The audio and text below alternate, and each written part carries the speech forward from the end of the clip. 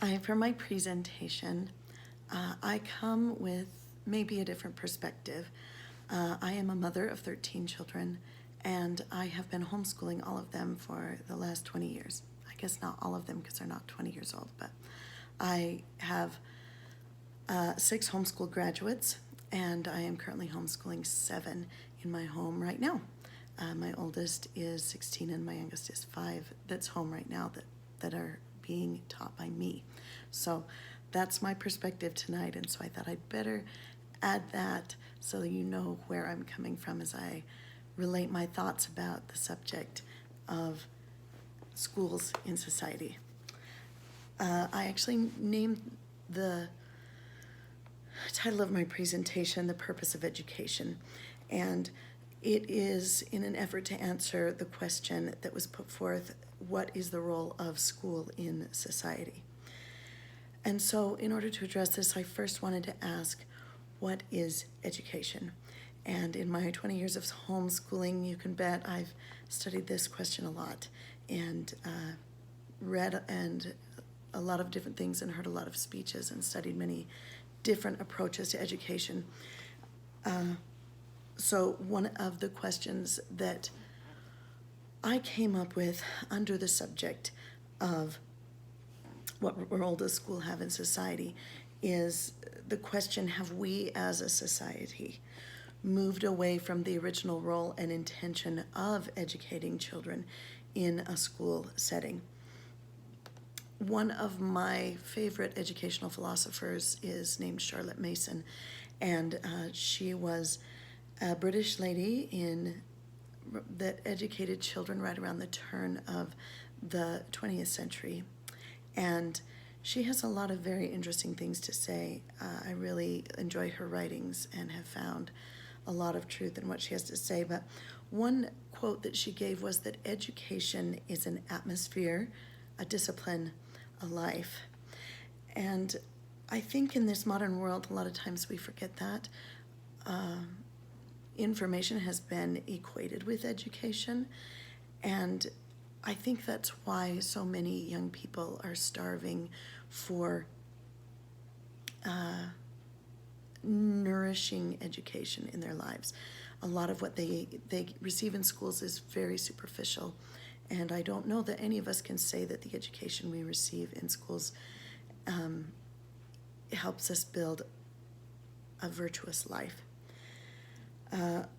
Charlotte Mason also said, our aim in education is to give a full life. We owe it to our students to initiate an immense number of interests. Life should be all living and not merely a tedious passing of time, not all doing or all feeling or all thinking. The strain would be too great, but all living. That is to say, we should be in touch wherever we go, whatever we hear, whatever we see, with some manner of vital interest. And I think this is very interesting in comparing how a lot of us move throughout the world today, the modern world today. So one thought I had and question in my mind is, what do schools have to do with education? Ms. Mason also said, look on education as something between the child's soul and God. Modern education tends to look on it as something between the child's brain and the standardized test. And that is the end of the quote by Ms. Mason, which I think is very interesting. She passed away, I believe, in the early 20s. So having her ask those kinds of questions, even at that early time period, I think is very interesting. So that bears the question, how have schools changed in the last 100 years since Miss Mason was teaching there in England all that time ago? I wonder, have we as a society moved away from the original role and intention of educating children in a school setting? Now, Miss Mason actually ran schools. She was one of the first educators in England to believe that there should be equality in education and that children from any walk of life and every walk of life should receive the same rich, nourishing education, and not just those of upper classes. She was quite an earth mover at the time. So that was my question in the discussion. One of my questions was, have we as a society moved away from the original role and intention of educating children in a school setting? And it is my opinion that we have. I think the way things are working in education right now is that we as a society have lost sight of what it means to get an education, the why we should get an education, and what our children should be educated in. And so that leads to my next question that I had in this discussion, which was, are schools focusing on the subjects that are most important for educating the next generation? I went to the church's website, which the church has many, many wonderful things to say about education. And honestly, the eternal nature of education. And I really liked some of the quotes by Elder Uchtdorf, and I have a link to these quotes in my slides for the presentation. Elder Uchtdorf said, "For members of the church, education is not merely a good idea. It's a commandment. Members of the church are instructed to learn of things both in heaven and in the earth and under the earth, things which have been, things which are, things which must shortly come to pass, things which are at home, things which are abroad."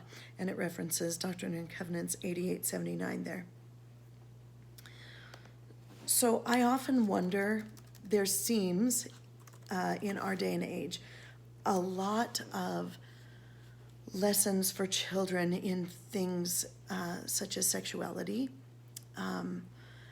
and different social issues and things that many people have strong opinions about and feel that children need to be educated in. Now, this has been happening since the 20th century. Of course, these social issues change over time, and depending on the politics of the day and the issues of the day. But I think it is important for schools to educate children in academics. I think that what schools used to do a lot more was to educate children in principles, in standards for living, in character building. And these things aren't really taught as much anymore. It is, from where I sit, it appears to me that so much focus is given on testing and on test results that there's very little nourishing education that teachers are able to give to their students today. I know there are many, many teachers that do an amazing job. And there are schools that do not focus on so much on test results. But it is becoming a trend that, as a parent, is troubling to me and are some of the major reasons that I have chosen to educate my children at home. To continue with Elder Uchtdorf in his quotes on LDS.org, he said, "Strive to increase your knowledge of all that is virtuous, lovely, or of good report or praiseworthy. Seek knowledge by study and also by faith." And there, of course, he is referencing the 13th article of faith, as well as several sections and verses in the Doctrine and Covenants. Some wonderful, wonderful things to study as educators and parents.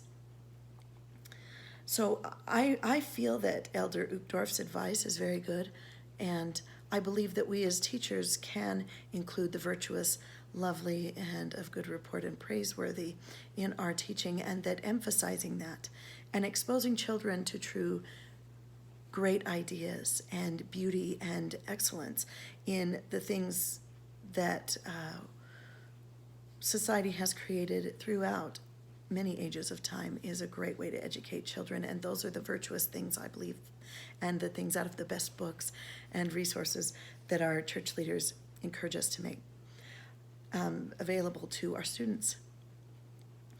So my next thought has to do with education beyond schools.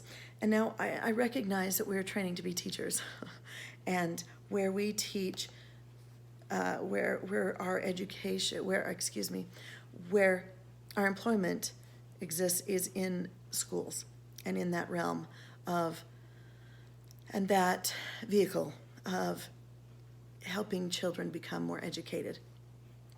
But I would like to talk for a minute about the idea of educating beyond schools.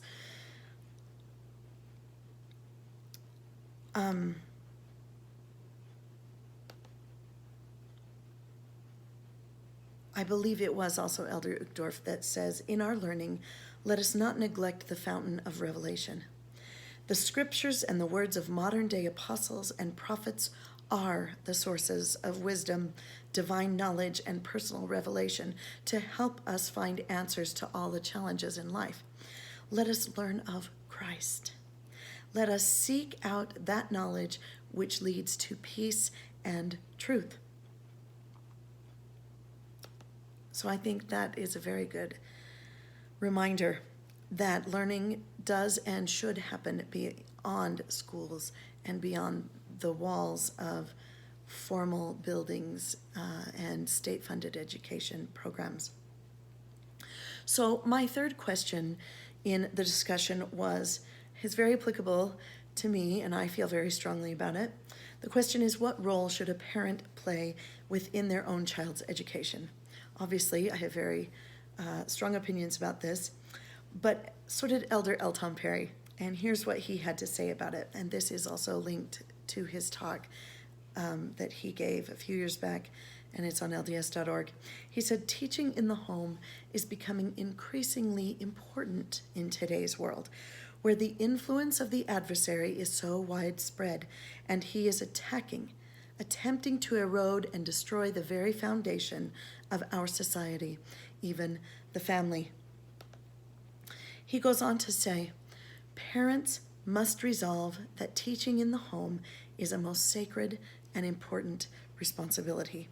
While other institutions, such as church and school, can assist parents to, quote, train up a child in the way he or she should go, unquote, ultimately, this responsibility rests with parents.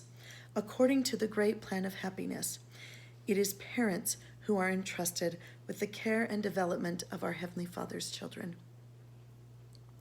And I just want to conclude with saying that this has been a wonderful opportunity to think about these things and to revisit the reasons why I've chosen to educate my children, how I have educated them, and the kind of education that I hope to give students in a school setting in my future endeavors as a teacher. And I hope to always remember the words of the prophets and the scriptures about education and how our Father in heaven feels about educating and how we educate and what we educate our children in. And I am grateful to be privileged to educate my own children and look forward to educating many children through the years. Thank you.